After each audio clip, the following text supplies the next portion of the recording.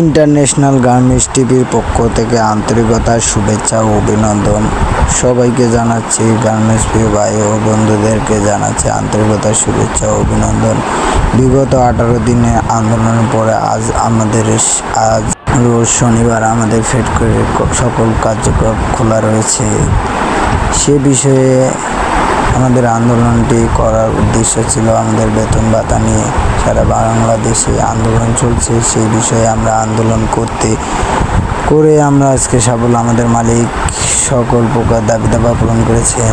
আগামী 1/11/2024 তারিখ হইতে 10/11/2024 তারিখ পর্যন্ত 300 অপারেটর নিয়োগ দেওয়া হয়েছে এবং অসংখ্য হেল্পার নিয়োগ দেওয়া হয়েছে।